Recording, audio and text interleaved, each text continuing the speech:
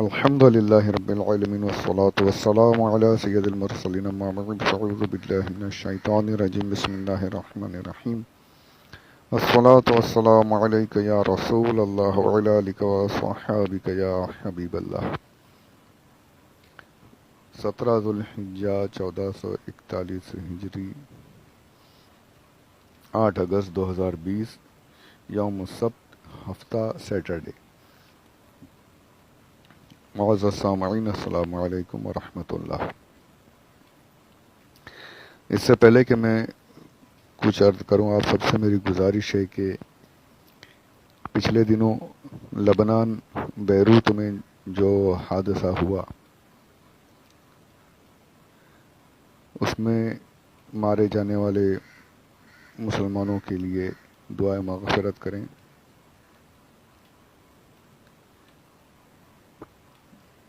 عجمان you اے ای میں جو زبردست آتش زدگی ہو گئی اس میں ہونے والے نقصان جن کا نقصان ہوا ہے پروردگار ان کے لیے آسانی عطا فرمائے، ان کے لیے بھی دعا فرمائے۔ ہمارے ملک ہمارے شہر بمبئی میں لگاتار موسلا دھار طوفانی بارش سے جن لوگوں کا نقصان جس طریقے سے بھی ہوا ہے پروردگار ان سب کے لیے بھی آسانی عطا فرمائے۔ سب کے لیے دعا کریں، مرنے والوں کے لیے ایصال ثواب کے لیے فاتحہ وغیرہ پڑھیں۔ مولا کریم ہم سب کو آسانی عطا فرمائے، دونوں جہان کی بھلائیاں نصیب فرمائے، آمین بجاہ نبی الامین صلی اللہ علیہ وسلم۔ حضرت عمر فاروق رضی اللہ تعالی عنہ کے سلسلے کو آگے بڑھاتے ہیں۔ حضرت زید بن وہب رحمۃ اللہ تعالی علیہ سے روایت ہے کہ ایک بار امیر المومنین حضرت سیدنا عمر فاروق رضی اللہ تعالی عنہ اپنے حجرے سے اس حالت میں باہر نکلے کہ آپ کے دونوں ہاتھ آپ کے کانوں پر تھے، انہیں کانوں کو دبائے ہوئے تھے اور آپ پکارتے جا رہے تھے، ہاں میں حاضر ہوں، یا لبیک یا لبیک، ہاں میں حاضر ہوں، ہاں میں حاضر ہوں۔ لوگوں نے پوچھا کیا بات ہے حضور، یہ آپ ایسے کیوں کر رہے ہیں؟ ارشاد فرمایا میرے پاس ایک اسلامی لشکر کے امیر کی طرف سے ایک مکتوب آیا ہے جس میں اس نے لکھا کہ وہ لوگ ایک نہر کے پاس پہنچے، نہر پار کرنے کے لیے، یعنی دریا کا نہر کا جو اس طرف جانا تھا، کنارے سے اس کنارے سے اس کنارے پر، چھوٹا سا، چوڑائی زیادہ نہیں تھی، نہر جو ہوتی چھوٹی تھی، تو بات صرف اتنی تھی کہ پانی کتنا گہرا ہے، کہیں ایسا تو نہیں کہ لشکر ڈوب جائے۔ اب گہرائی ناپنے کے لیے اس وقت کوئی چیز ایسی نہیں تھی کہ جس کے ذریعے سے گہرائی ناپی جائے، جو رسی وغیرہ کے دیکھا جائے کتنا گہرائی ہے۔ تب ان امیر صاحب نے یہ کیا کہ بھائی کسی کو نہر میں بھیجو، پتہ چل جائے کہ پانی کہاں تک ہے، لشکر کا اس نہر سے پار کرنا ممکن ہے یا نہیں۔ تو یہ کرنے کے لیے انہوں نے ایک بوڑھے مسلمان جو وہاں لشکر میں تھے، بوڑھے تھے، انہیں بلایا، عمر زیادہ تھی، فرمایا نہر میں اترو اور دیکھو۔ تو انہوں نے کہا، بوڑھے نے، میری عمر زیادہ ہے، پانی ٹھنڈا ہے، سردیوں کا موسم ہے، مجھے ٹھنڈی لگ جائے گی، سردی لگ جائے گی، مجھے مت اتارو۔ یہ صاحب نہیں مانے اور انہوں نے اس امیر پر، اس بوڑھے پر سختی کی، اترو، چلو جلدی جاؤ نہر میں، دیکھو پانی کتنا ہے۔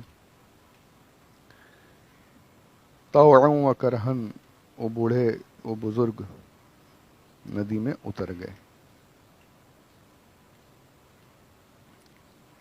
اور پھر یہی ہوا، تھوڑا آگے گئے تو آپ کو سردی لگنے لگ گئی، ٹھنڈک لگ گئی۔ اور عرب کی سردی بہت سخت ہوتی ہے، اور پانی میں اترنا، ٹھنڈے پانی میں، اللہ اکبر، نوجوان ہل جاتے ہیں، تو وہ تو بوڑھے تھے، سردی لگنے لگی، کانپنے لگے، اور جو امیر تھے وہ چلو آگے بڑھتے رہو بڑھتے رہو، بڑھتے بڑھنے میں بہت زیادہ ٹھنڈ لگنے لگی، تو انہوں نے پکارا، یا عمرا، یا عمرا۔ یہ جو ہوتا ہے نا، کتابوں میں لکھا ہوتا ہے، یہ الف اور ہا ہوتا ہے آگے، جنہیں پکارتے ہیں اس کے آگے الف اور ہا ہو، اس کا مطلب یہ ہے کہ صرف پکار نہیں رہے بلکہ مدد کی صدا لگا رہے ہیں. یا عمرہ یعنی اے عمر میری مدد کیجیے، اے عمر میری مدد کیجیے. بہت سے واقعات ایسے ہیں پکارنے والے، اور ان میں یہ الف اور ہا کے ساتھ. کربلا کے واقعے میں بھی ملتا ہے اس طریقے سے، یا محمدہ یا محمدہ پکارا گیا ہے الف اور ہا کے ساتھ، یعنی فریاد کی گئی، مدد کی بہار لگائی گئی. اس بوڑھے شخص نے، ان بزرگ نے پکارا، اور لشکر جو امیر جو تھے ان کے حکم سے ڈرتے ہوئے آگے بڑھتے رہے، اور یہی ہوا، ٹھنڈی بھی لگ رہی تھی اور پانی گہرا ہوتا رہا، اور آخر کار وہ اسی پانی میں ڈوب گئے، انتقال ہو گیا ان کا. اور یہاں پر حضرت امیر المومنین عمر فاروق رضی اللہ تعالیٰ عنہ کو یہ خبر پہنچی، آپ نے اس امیر کو بلوایا. آپ کوئی رو رعایت کچھ نہیں. آپ نے سنا پیچھے بیٹوں کے ساتھ بھی معاملات ہوئے، اور بھی خود اپنے بارے میں نہیں کرتے تھے رو رعایت، تو اور دوسروں کی کیا کریں گے. چہرہ دیکھ کر فیصلے نہیں ہوتے، عہدہ دیکھ کر فیصلے نہیں، سب اسلامی نظر میں سب برابر ہیں. بلوا لیا. آئے تو اب ان سے بات نہیں کی، مطلب کچھ دنوں تک بات نہیں کی. آپ کا یہ معمول تھا کہ اگر کسی کو سزا دینی ہوتی تھی تو فوراً نہیں اس سے روگردانی کرتے، یعنی اس سے اعراض فرماتے، دور رہتے. یعنی یہ حال تھا کہ غصے میں کچھ زیادہ سزا نہ دے دیں. اسلامی جو سزا جو ان کے لیے جائز ہے اس سے بڑھ کر کچھ نہ ہو جائے. اپنے غصے پر کنٹرول کرنے کے لیے کچھ دنوں تک ملتے ہی نہیں. پھر کچھ دنوں بعد انہیں بلوایا، بلا کر پوچھا ہے کیا معاملہ ہوا. تو انہوں نے عرض کی کہ یا امیر المومنین، لشکر کا سوال تھا اور ہمارے پاس کوئی چیز تھی نہیں جس سے ہم نہر کی گہرائی کا اندازہ لگا لیتے. فرمایا تو تم نے ایک مسلمان کو اتار دیا نہر میں، ان کی جان لے لی. شاہ فرماتے میرے نزدیک جو کچھ بھی تم خبر لاؤ، جو کچھ بھی تم لے کر آؤ، جتنی بھی فتوحات ہیں، جتنی بھی تمہارے کارنامے ہیں، جو بھی کچھ بھی ہے، ان سب سے بڑھ کر ایک مسلمان کی جان میرے نزدیک ان تمام چیزوں سے زیادہ پیاری ہے. ان تمام چیزوں سے زیادہ پیاری کوئی چیز ہے تو ایک مسلمان کی جان ہے. تم جو کچھ بھی تم خبریں سناؤ گے اچھی فتوحات کی، اور بھی جو کچھ ہیرے جواہرات، جو مال غنیمت بھی لے کر آ جاؤ گے، ان سب سے بڑھ کر ایک مسلمان کی جان. اور تم نے مسلمان کو پانی میں اتار دی. اگر مجھے اس بات کا ڈر نہ ہوتا کہ لوگ میرے اس واقعے کو دلیل بنا لیں گے اور آگے بھی اس پر عمل کریں گے، تو میں تمہاری گردن کاٹ دیتا. میں تمہاری گردن کاٹ دیتا. یہ اسلامی سزا کے خلاف ہو جائے گا. اسلامی سزا یہ نہیں ہے، اور بھی راستے ہیں. راستہ بھی یہ ہے کہ تم جاؤ اور اس بوڑھے شخص، ان بزرگ کے گھر والوں کو ان کی دیت دو، یعنی جو مال وہ مانگے، جو ان کی اسلامی حساب سے گھر والوں کو راضی کرنے کے لیے لواحقین وارثین کو راضی کرنے کے لیے مال وغیرہ دیتے ہیں کہ گھر والے راضی ہو جائیں، انہیں ان کا جرم بخش دیں. جا کر ان کی دیت دو، ان کے گھر والوں کو راضی کرو، اور جو کچھ تمہارا عہدہ تھا اس عہدے سے تم فوراً اسی وقت خارج ہو، ڈسمس ہو. آج کے بعد اپنی شکل مجھے مت دکھانا. فوراً نکلے یہاں سے. ذرا سی بھی رو رعایت نہیں، کوئی بھی ہو، خالی فوراً جگہ سے فوراً فیصلہ. وہیں پر یہاں پر یہ بھی پتا چلا کہ ان بوڑھے بزرگ نے یا عمرہ پکارا. تو یہ معلوم ہوا کہ دور سے پکارنے کا، فریاد کرنے کا معمول جو تھا، یہ کوئی ہمارا بریلی سے بنایا ہوا عمل نہیں ہے. یہ شروع سے چلا آ رہا ہے، صحابہ سے، تابعین سے، تبع تابعین سے یہ عمل چلا آ رہا ہے. اللہ کے نیک بندوں کو پکارا جاتا رہا ہے. اور یہ روایت جو ہے میں کسی یعنی یہاں وہاں سے اٹھا کر نہیں لایا ہوں. جو میں آپ کو پڑھ کر سنا رہا ہوں اردو میں، یہ کتاب ہے جو میں نے پہلے عرض کیا تھا فیضان فاروق اعظم، اس کا صفحہ نمبر 700 ہے، اور انہوں نے جہاں سے یہ روایت لی ہے اس کتاب کا حوالہ دیتے ہیں، مکمل حوالہ ہے۔ کتاب کا نام ہے سنن کبریٰ، کتاب الاشربہ۔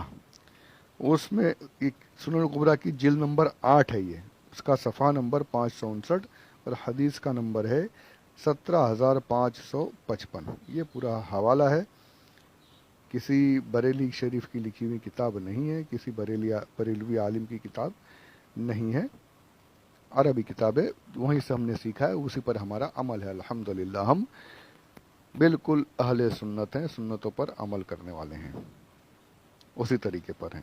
آئیے اسی طریقے کا ایک اور بڑا ہی پیارا اور مشہور واقعہ ہے۔ حضرت عمرو بن عاص، جیسا میں نے پہلے کہا تھا، ان کا بھی ایک واقعہ گزر چکا ہے۔ مصر میں گورنر تھے یہ،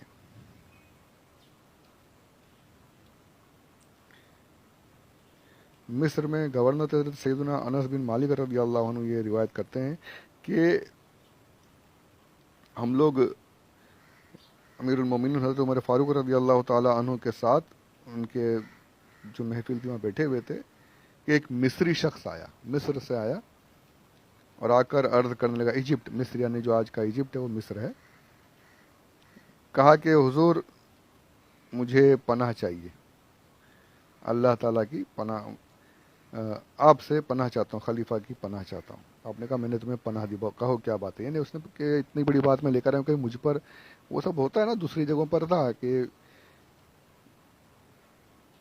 سننے سے پہلے دوسری فریادی پر ہی عمل ہو جاتا تھا۔ آپ نے کہا میں نے پناہ دی، بول کیا بات ہے؟ تو کہتا حضور میں مصری ہوں، مصر میں رہتا ہوں، آپ کے جو گورنر ہیں وہاں کے حاکم جو ہیں عامل جی، اس میں جیسے چیف منسٹر آج کہتے ہیں نا، بڑے سب سے بڑے عہدے والے اس شہر کے، اس ملک کے، ان کا بیٹا جو ہے اس نے میرے ساتھ ریس لگائی کہ چلو ریس لگاتے ہیں۔ ریس لگائی اور ہوا یہ کہ میں ریس میں جیت گیا۔ اب میں جیت گیا تو ان کے بیٹے نے کیا کیا کہ کوڑا لے کر مجھے کوڑے مارنے لگا، چابک کوڑے مارنے لگا، اور مارتے ہوئے یہ کہتا جاتا تھا کہ مجھ سے جیتے گا، میرا مقابلہ کرتا، مجھ سے جیتے گا۔ جانتا ہے میں کون ہوں؟ میں دو کریموں کا، دو بزرگوں کا بیٹا ہوں، میرے باپ دو بزرگ میرے ساتھ ہیں، باپ بھی ہے، دادا بھی ہیں، بزرگ ہیں، میں ان کا بیٹا ہوں، تو مجھ سے جیتے گا؟ دو بزرگوں کا بیٹا ہوں اور میرے آگے بڑھتا ہے، کوڑے مارتا رہا۔ آپ نے یہ سنا تو جلال میں آ گئے، فوراً بلوایا ان کو، حضرت سیدنا عمرو بن عاص رضی اللہ تعالیٰ عنہ کو فوراً بلوایا، کہا کہ اپنے بیٹے کو ساتھ میں لے کر آنا، اپنے بیٹے کو ساتھ میں لے کر آنا۔ اور وہ بھی سمجھ گئے کوئی بات ہوئی، فوراً پہنچے، حاضر ہوئے، جو وقت لگنا تھا مصر سے مدینہ شریف آنے کا، حاضر ہوئے بارگاہ فاروقی میں۔ آپ نے فوراً اس مصری کو بلایا تھا، دربار لگا ہوا ہے، تمام صحابہ اور جو تابعین وغیرہ سب موجود ہیں، بلوایا کہ وہ اس مصری کو بلاؤ۔ وہ شخص آیا، فرمایا کوڑا لو اور مارو۔ گورنر کے بیٹے کو تمام محفل کے سامنے کھڑا کروا، مارو اسے کوڑے۔ مصری بھی جلا بھنا تھا، اس نے کوڑا لے کر مارنا شروع کیا۔ حضرت انس بن مالک کہتے ہیں کہ جب وہ ہم نے یہ سارا واقعہ سنا تھا نا، تو ہم نے جب مصری آیا اس کے ہاتھ میں کوڑا دیا گیا تو ہم نے کہا کہ مار مصری مار، ہم دل میں سوچتے تھے مارے عمرو بن عاص کے بیٹے کو، مارے گورنر کے بیٹے کو مارے، کیونکہ تمام مسلمانوں میں یہ تھا ہی نہیں نا کہ بڑا چھوٹا کچھ نہیں، مارو، سب یہ سوچتے تھے۔ اور کہتے ہیں کہ جب اس نے مارنا شروع کیا اور مارتے مارتے جب گورنر کے بیٹے کی، حضرت عمرو بن عاص کے بیٹے کی حالت غیر ہو گئی، بہت کم زیادہ لگ گیا، تب ہم دل میں کہنے لگے کہ کاش اب یہ مصری رک جائے، اب مارنا بند کر دے، اتنا مارنے لگا۔ اور ایسا ہی نہیں، فاروق اعظم وہاں سے یوں بولتے تھے، مار، دو بزرگوں کے بیٹے کو مار، دو بزرگوں کے بیٹے کو مار۔ اس نے کہا نا دو بزرگ ہیں اس کے باپ، دو کریموں کے بیٹے کو مار مار۔ اضرب ابن الاکرمین، اضرب इब्न अल अक्रमैन, इद्रिब इब्न अल अक्रमैन। ईसा बोले मार मार दो बुजुर्ग के बेटे को। ये सबके सामने हो रहा है, गवर्नर खड़े हैं, वहीं पर हैं हाकिम भी, आवाज नहीं निकाल सकते। और बेटे को मार पड़ रही है, कोई आम नहीं, गवर्नर का, गोया कि चीफ मिनिस्टर का बेटा, उसको मार पड़ रही। और जब वो रुक गया वो मिस्री, तो अब कहा कि चाबुक लो और इसके बाप के सर पे रख दो, गवर्नर के सर पर रख दो। मिस्री कांप गया, नहीं हुजूर, मेरा तो इससे मामला था, मैंने बेटे, इनके बेटे ने मुझे मारा, मैंने इसे मार लिया, मेरा बदला हो गया, अब मैं ये नहीं करूंगा। अब आप हजरत अमर बिन आस से कहते हैं कि इनकी माओ ने अपने औलादों को आज़ाद पैदा किया, तुम उन्हें गुलाम बनाते हो। इन्हें तंबी फरमाई जलाल में। उन्होंने अर्ज की, हुजूर मुझे ये मामला पता ही नहीं था, ना ये मेरे पास आया, ना इसने मुझे बताया, सीधा आपके पास आ गया, मुझे मालूमात ही नहीं थी, मेरे बेटे की गलती मैं मानता हूँ। आपने फरमाया ये आज़ाद पैदा, तुम गुलाम बनाना ख़त्म, इस्लाम में गुलाम नहीं है। इस्लाम तो गुलामों को आज़ाद करने का सिलसिला शुरू कर रहा है। अब ये देखिए कितना प्यारा वाक़या, एक हाकिम के बेटे को वहीं पर मारा जा रहा है और हाकिम आवाज़ नहीं निकाला। आज कोई करके दिखा दे ये सब। आज जो मिनिस्टरों की औलादें होती हैं,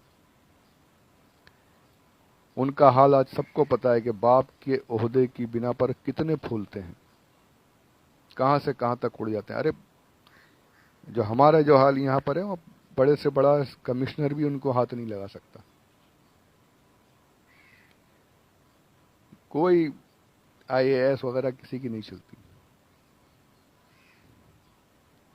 किसी की हिम्मत नहीं कि मिनिस्टर के, चीफ मिनिस्टर तो छोड़ दीजिए, छोटे मोटे मिनिस्टर के भी, एमएलए के भी बेटे को, उसके रिश्तेदार को कुछ नहीं है। मेरे बाप को जानता है मैं कौन हूँ, जानता है मैं कौन हूँ, ये जानता है मैं कौन हूँ, बहुत कहाँ से कहाँ ले जाता है। तो अल्लाह इस्लामी तरीका अता फरमाए यार, इस्लामी अदल निज़ाम अता फरमाए, ताकि अब ये सज़ाएं होती ना तो किसी की हिम्मत नहीं होती है, फिर बड़ों की हिम्मत नहीं होती कि फिर वो कुछ कर सके, ना उनकी औलादों की हिम्मत होती है। काश वो सिलसिला शुरू हो जाए तो सुधरा हुआ माहौल दिखाई दे, हमारे इस्लामी मुल्कों में भी शुरू हो जाए। काश काश अल्लाह